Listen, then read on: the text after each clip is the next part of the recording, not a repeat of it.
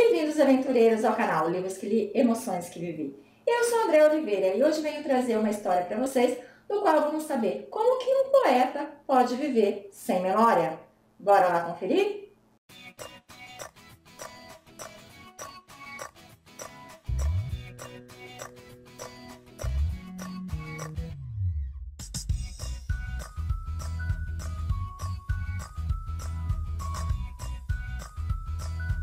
Hoje trago para vocês, aventureiros, mais uma dica de leitura aqui no canal.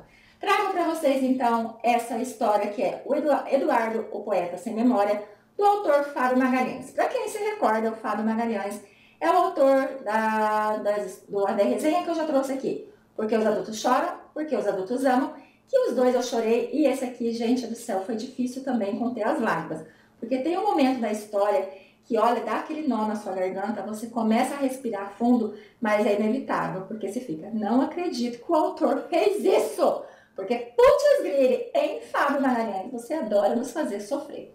Lembrando que esse livro aqui, primeiro eu li em e-book, e aí quando eu falei para ele, Fábio, eu li o seu livro em e-book, né, o Eduardo, o Poeta Sem Memória, e gostei muito, vou resenhar. Ele falou, mais um pouquinho você ia ler o físico, porque eu estou te mandando de presente. Então, eu tenho até aqui, gente, olha, eu achei lindo esse livro, olha, achei lindo.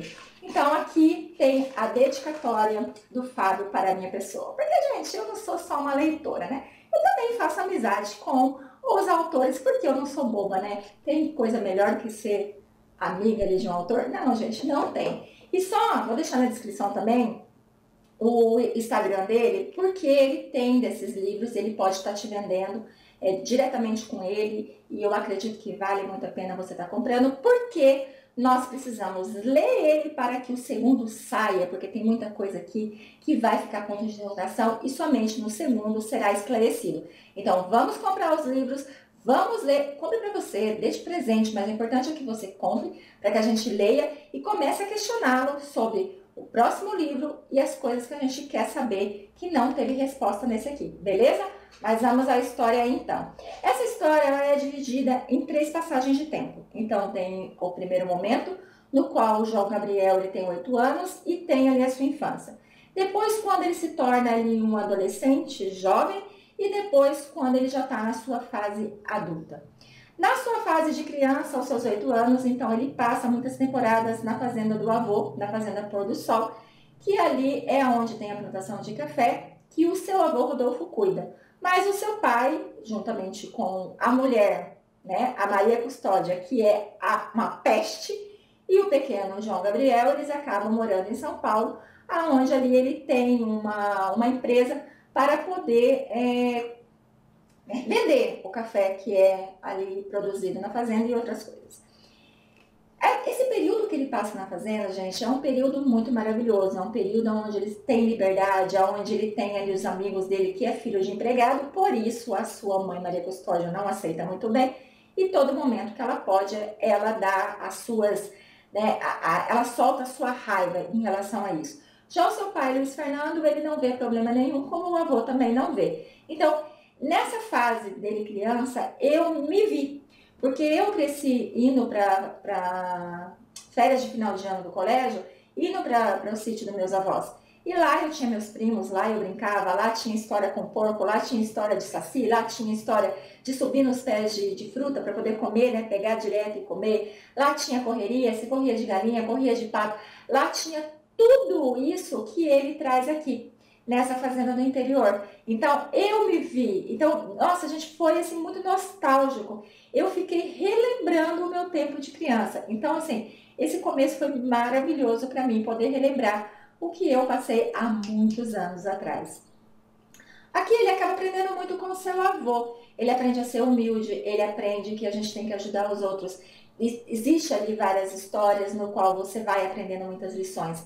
Uma lição ali que foi dada a ele foi num certo dia que ele estava saindo com o seu avô, né, de charrete, e passando ele viu ali um cortejo onde estava se carregando um caixão, e ele perguntou para o avô dele o que estava acontecendo, o que era aquilo.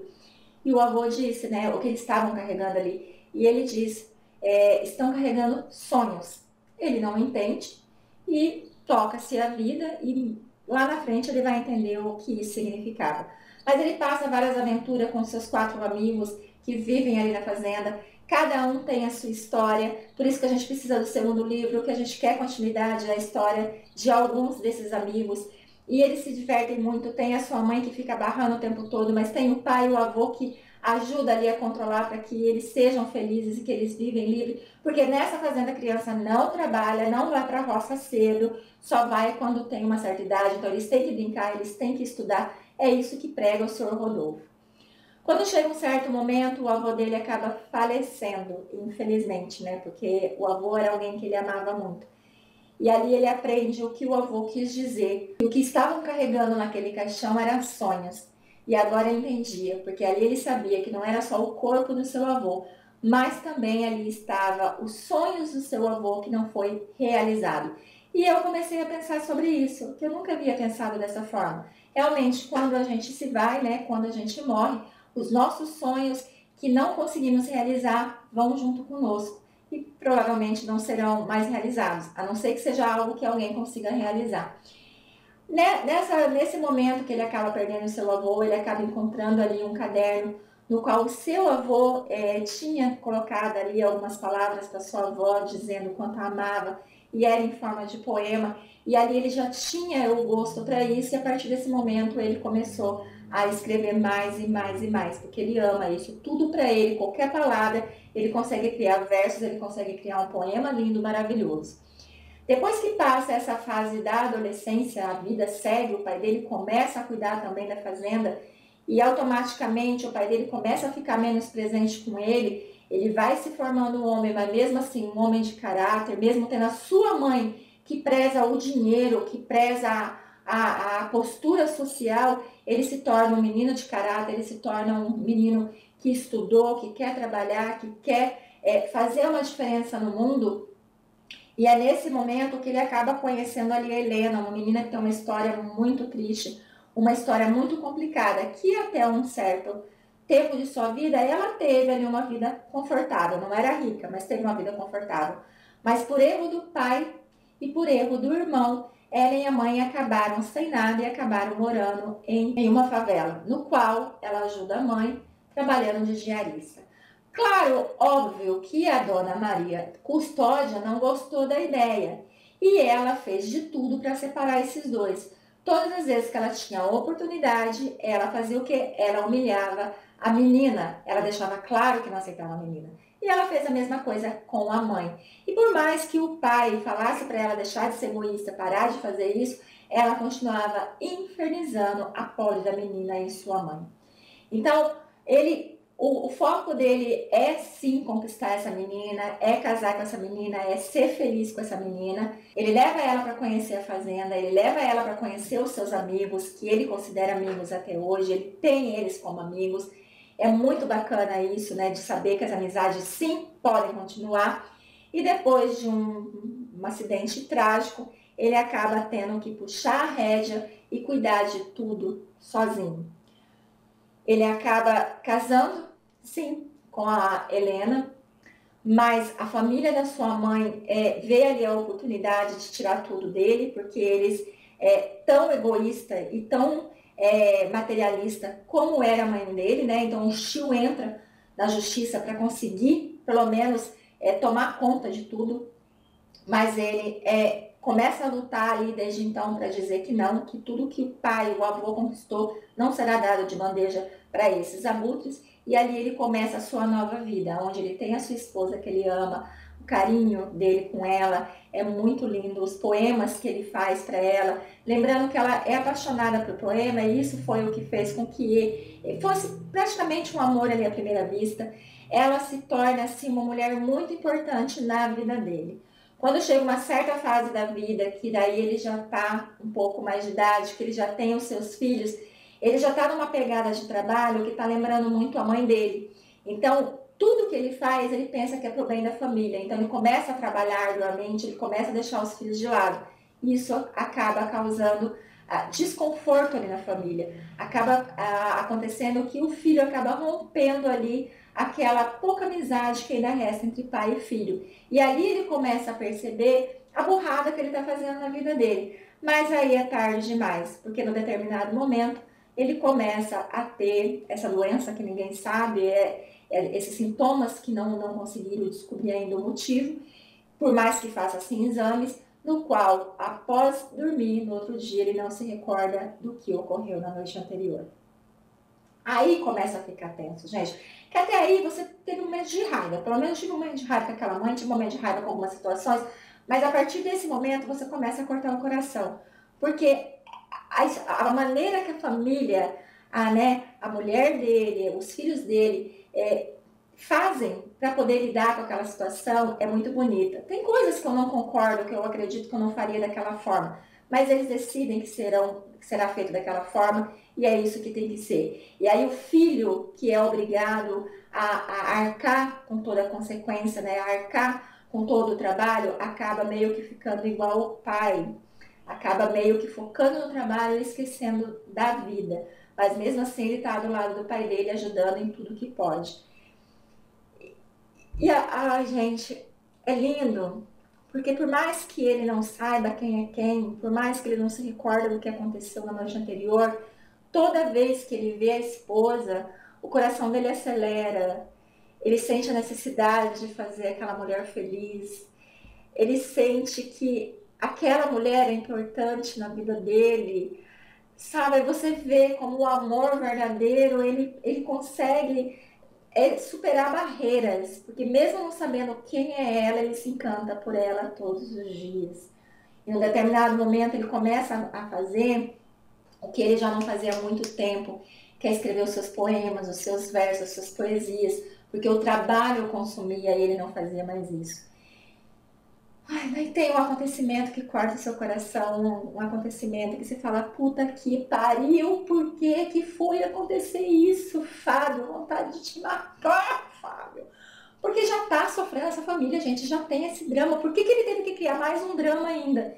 E por conta desse acontecimento, o nosso pequeno João Gabriel, né, que agora já é um senhor, ele acaba ficando mais perturbado ainda, ele acaba fugindo. Ele reluta para não dormir, porque ele sabe que a partir do momento que ele dormir, ele vai esquecer o que ocorreu aquele dia e ele não vai conseguir lidar com o acontecimento, se contarem para ele, e ele não sabe o que fazer e ele força para não dormir até que o sono vem incontrolavelmente, ele acaba dormindo.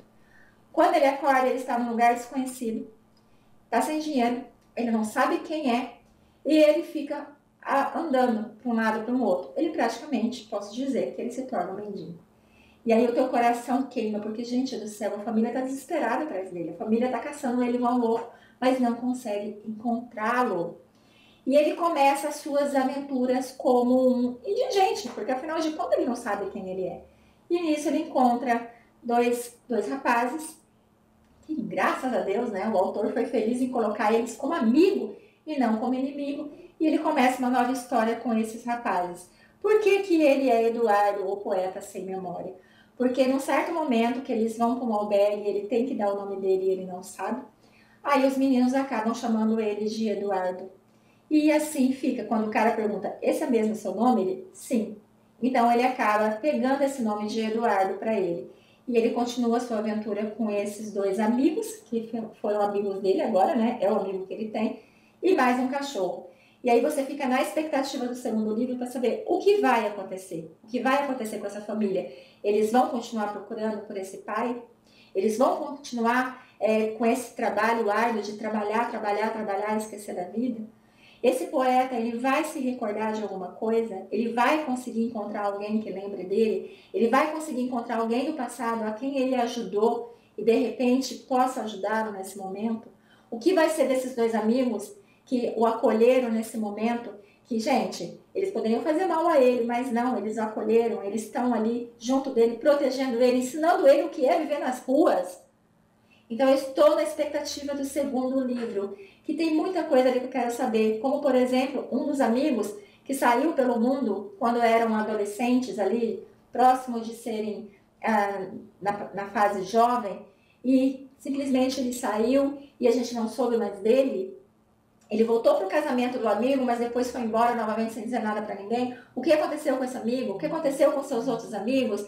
Então eu fico na expectativa de poder saber o que aconteceu com todos eles, e principalmente com o João Gabriel ou com o Eduardo, que está agora vivendo uma nova vida, uma nova trajetória. E lembrando, né, gente, ele dorme, acorda, não sabe o que aconteceu. Então, todos os dias para ele é um baque saber da realidade que ele vive, porque ele não sabe quem ele é. E os amigos ainda não conseguiram identificar o problema que ele tem. Então, a maneira que os amigos lidam também não é uma maneira, assim, que eu diria que seria a correta.